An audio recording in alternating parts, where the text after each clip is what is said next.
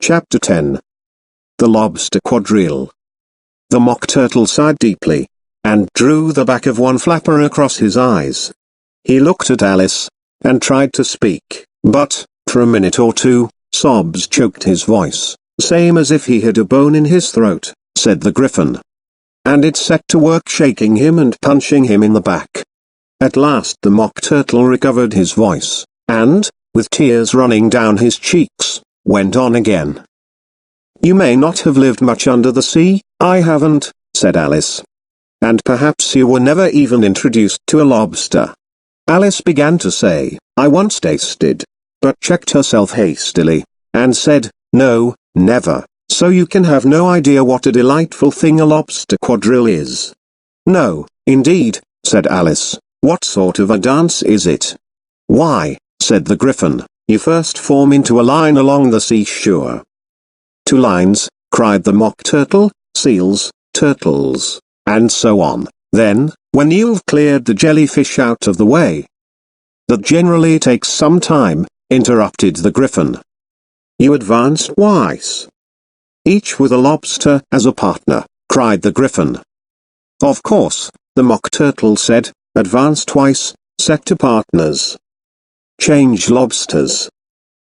And retire in same order," continued the Griffin. "Then, you know," the Mock Turtle went on, "you throw the lobsters," shouted the Griffin, with a bound into the air, "as far out to sea as you can." "Swim after them," screamed the Griffin. "Turn a somersault in the sea," cried the Mock Turtle, capering wildly about. "Change lobsters again," yelled the Griffin. "Back to land again." "And that's all the first figure," said the Mock Turtle, suddenly dropping his voice. And the two creatures, who had been jumping about like mad things all this time, sat down again very sadly and quietly, and looked at Alice. "It must be a very pretty dance," said Alice, timidly. "Would you like to see a little of it?" said the Mock Turtle. "Very much indeed," said Alice. "Come, let's try the first figure," said the Mock Turtle to the Griffin. "We can do it without lobsters, you know." "Which shall sing?" "Oh, you sing," said the Griffin. "I've forgotten the words." So they began solemnly dancing round and round Alice, every now and then treading on her toes when they passed too close, and waving their forepaws to mark the time, while the Mock Turtle sang this, very slowly and sadly. "Will you walk a little faster?" said a whiting to a snail. "There's a porpoise close behind us, and he's treading on my tail. See how eagerly the lobsters and the turtles all advance. They are waiting on the shingle. Will you come and join the dance? Will you, won't you, will you, won't you, will you join the dance? Will you, won't you, will you, won't you join the dance?"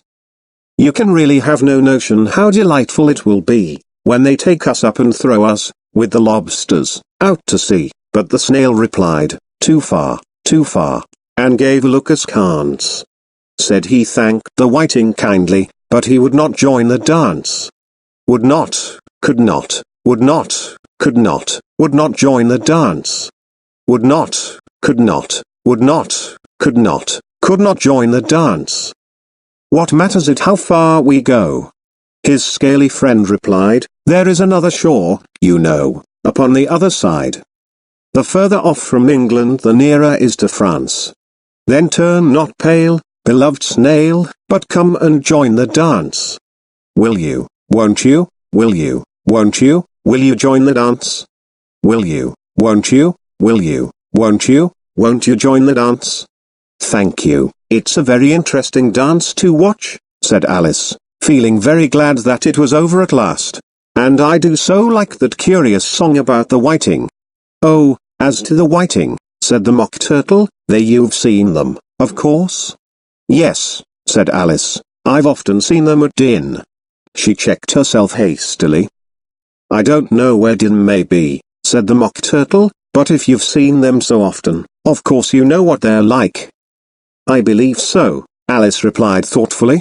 They have their tails in their mouths, and they're all over crumbs. You're wrong about the crumbs, said the Mock Turtle. Crumbs would all wash off in the sea. but they have their tails in their mouths.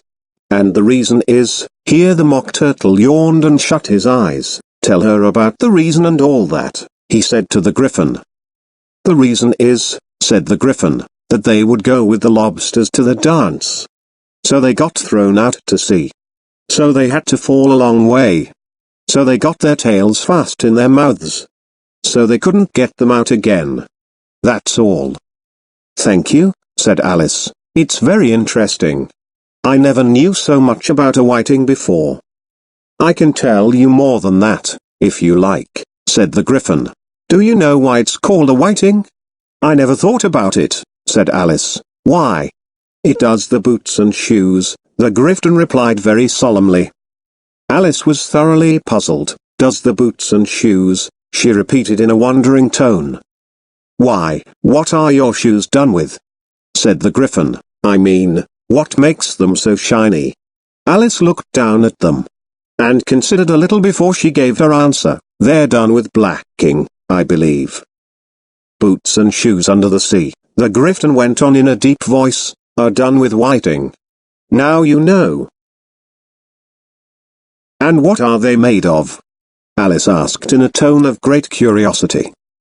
Soles and eels, of course, the Griffin replied rather impatiently. Any shrimp could have told you that. If I'd been the whiting, said Alice, whose thoughts were still running on the song, I'd have said to the porpoise, keep back, please, we don't want you with us. They were obliged to have him with them. The Mock Turtle said, no wise fish would go anywhere without a porpoise. Wouldn't it really? Said Alice in a tone of great surprise. Of course not, said the Mock Turtle. Why, if a fish came to me and told me he was going a journey, I should say, with what purpose? Don't you mean purpose, said Alice. I mean what I say, the Mock Turtle replied in an offended tone. And the Griffin added, come, let's hear some of your adventures. The Mock Turtle drew a long breath and said, that's very curious. The Mock Turtle drew a long breath and said, that's very curious. I could tell you my adventures, beginning from this morning, said Alice a little timidly, but it's no use going back to yesterday, because I was a different person then. Explain all that, said the Mock Turtle. No, no. The adventures first, said the Griffin in an impatient tone. Explanations take such a dreadful time. So Alice began telling them her adventures from the time when she first saw the white rabbit. She was a little nervous about it just at first. The two creatures got so close to her, one on each side, and opened their eyes and mouths so very wide, but she gained courage as she went on. Her listeners were perfectly quiet till she got to the part about her repeating, you are old, Father William, to the caterpillar. And the words all coming different. And then the Mock Turtle drew a long breath, and said, that's very curious. It's all about as curious as it can be, said the Griffin. It all came different, the Mock Turtle repeated thoughtfully. I should like to hear her repeat something now. Tell her to begin. He looked at the Griffin as if he thought it had some kind of authority over Alice. Stand up and repeat, 'tis the voice of the sluggard, said the Griffin. How the creatures order one about, and make one repeat lessons, thought Alice. I might as well be at school at once. However, she got up, and began to repeat it, but her head was so full of the lobster quadrille, that she hardly knew what she was saying. And the words came very queer indeed. 'Tis the voice of the lobster, I heard him declare, you have baked me to brown, I must sugar my hair. As a duck with its eyelids, so he with his nose, trims his belt and his buttons, and turns out his toes. When the sands are all dry, he is gay as a lark, and will talk in contemptuous tones of the shark, but, when the tide rises and sharks are around, his voice has a timid and tremulous sound. That's different from what I used to say when I was a child, said the Griffin. Well, I never heard it before, said the Mock Turtle, but it sounds uncommon nonsense. Alice said nothing. She had sat down with her face in her hands, wondering if anything would ever happen in a natural way again. I should like to have it explained, said the Mock Turtle. She can't explain it, hastily said the Griffin. Go on with the next verse. But about his toes? The Mock Turtle persisted. How could he turn them out with his nose, you know? It's the first position in dancing, Alice said, but was dreadfully puzzled by the whole thing, and longed to change the subject. Go on with the next verse, the Griffin repeated. It begins I passed by his garden. Alice did not dare to disobey, though she felt sure it would all come wrong, and she went on in a trembling voice. I passed by his garden, and marked, with one eye, how the owl and the panther were sharing a pie. The panther took pie crust, and gravy, and meat, while the owl had the dish as its share of the treat. When the pie was all finished, the owl, as a boon, was kindly permitted to pocket the spoon, while the panther received knife and fork with a growl, and concluded the banquet by Mock Turtle. What is the use of repeating all that stuff? The Mock Turtle interrupted, if you don't explain it as you go on. It's by far the most confusing thing I ever heard. Yes, I think you'd better leave off, said the Griffin, and Alice was only too glad to do so. Shall we try another figure of the lobster quadrille? The Griffin went on, or would you like the Mock Turtle to sing you another song?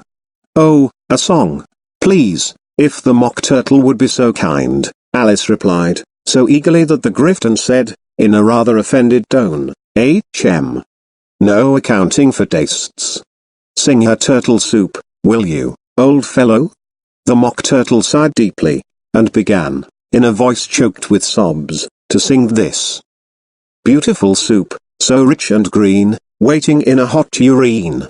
Who for such dainties would not stoop?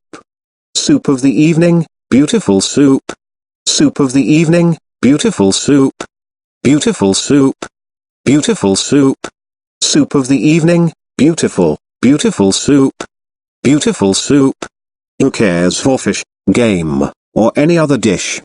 Who would not give all else for 2 pennyworth only of beautiful soup? Pennyworth only of beautiful soup? Beautiful soup. Beautiful soup. Soup of the evening, beautiful, beautiful soup. Beautiful, beautiful soup. Chorus again, cried the Griffin. And the Mock Turtle had just begun to repeat it, when a cry of, the trial's beginning, was heard in the distance.